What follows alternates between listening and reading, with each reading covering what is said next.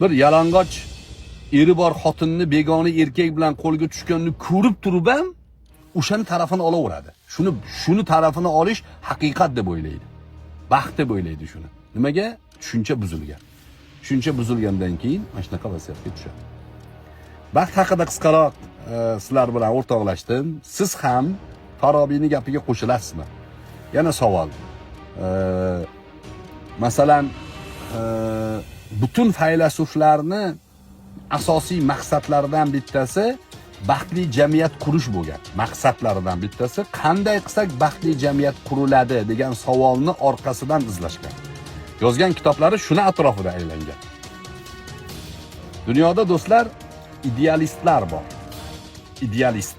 Har narsani ideal bo'lishini xohlaydiganlar. Dunyoda realistlar bor. Realist. Ya'ni real hodisaga ko'ra yechim qidirish kerak. Har narsaga real qarashimiz kerak. Oxirat, u yoq, bu yoq, u narsalarni qo'y. Ular alohida mavzu. Biz mana real hozir nima qilishimiz kerak degan savolga javob topishimiz kerak. Idealistlarga Farabiy kiradi.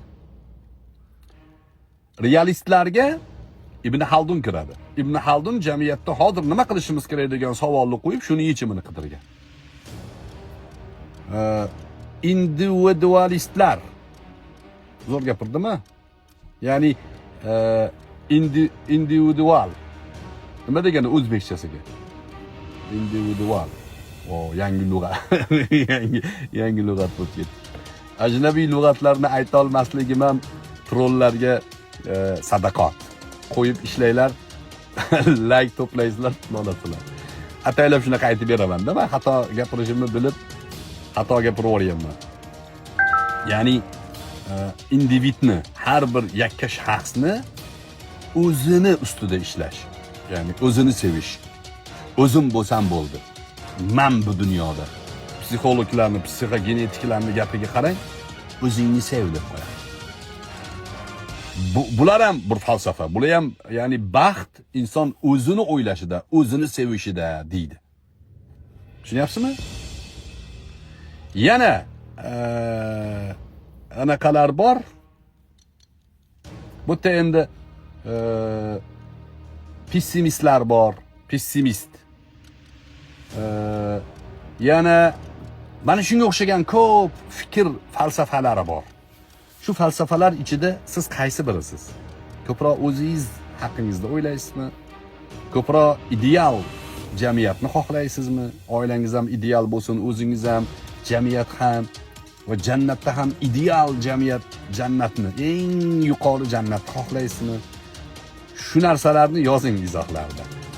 O'zingiz haqida xolis, sizni men yuzma-yuz ko'rmayapman. Bir ilmiy tadqiqotga o'xshagan mavzu qilamiz. Va qaysi biri to'g'ri? Nima uchun siz o'sha masalan realist bo'lsangiz, nima uchun realistsiz? Nimaga shu realistlik sizga to'g'ri kelyapti? Yoki ba'zi odam ham realist, ham ya'ni idealist ham bo'lishi mumkin. Ya'ni ideal fikr ham unga ta'sir qilgan bo'lishi mumkin. Bu falsafalar do'stlar ijtimoiy tarmoqlarda saflarimizni aniqlashtirishimiz uchun kerak. Men sizlar bilan o'rtoqlashayotgan bu mavzular vaqt o'tkazish uchun aytilayotgan mavzular emas. Foydalansangiz haqqimizga duo qiling. Foydalanmasangiz bu o'zingiz bilasiz. Balki siz mendan ko'ra yaxshi bilarsiz uni. Bilganlarga takror, bilmaganlarga yaxshi tavsiya. Idealni o'zi yo'q deyaptilar. Ideal bizni e'tiqodimizda bor. U jannatda bo'ladi. Lekin dunyoda ideal bo'lmaydi. Lekin maksimum ideal qura bilishlik uchun harakat qiladiganni idealistlar deydi. Xo'p. Qisqaroq shu 3 ta nuqta qo'yamiz. Bu ijtimoiy tarmoqlardagi gaplarga aloqador. Biz haqimizda kimdir tuhmat qilayotgan bo'lsa, tuhmatga men qolib ketgan bo'lsam, men sharmanda bo'lmayman. Meni tuhmat qilayotgan odam sharmanda bo'ladi. Bu real fikr, realistlarning fikri bilan qaraganingizda shunaqa. Endi narigi tomonni o'ylaydiganlar bor ekan. O'sha masalani faqatgina o'zini ustida hal qiladiganlar, o'zini birinchi planga qo'yadiganlar,